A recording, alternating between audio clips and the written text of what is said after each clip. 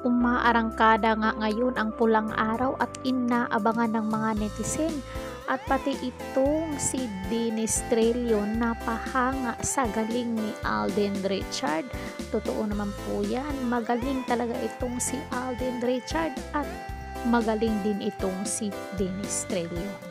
Sabi ni Dennis Trillion, napaka-humble daw itong si Alden Richard. Kung tutuusin, hindi lang siya ang senior sa mga co-star niya sa GMA Primetime series na Pulang Araw. Saad ni Dennis, malaking bagay raw sa kanyang makasama ang mga ito gaya ni Alden Richard na sabi ni Dennis ay superstar. Nang sabihin namin sa kanya na ang dami na niyang nagawa bilang isang aktor, hindi matatawaran ang mga acting niya at malaki pa rin ang lamang niya sa mga kasama niya ngayon.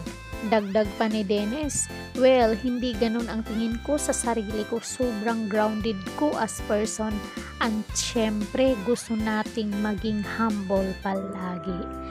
Magsimula na ngang mapanood ang karakter ni Dennis sa Pulang Araw sa August 21. Uy, malapit na.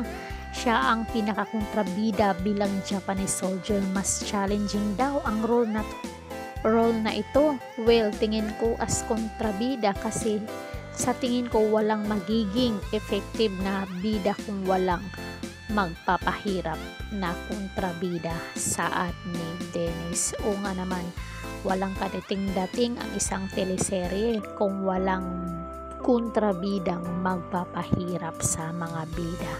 So kung nagustuhan nyo ang video to guys, comment down kayo kung ano ang inyong naging pahayag dito.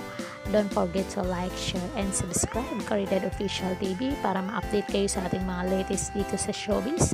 Ring bell on nyo ako. Hanggang sa muli and God bless us all. Thank you so much!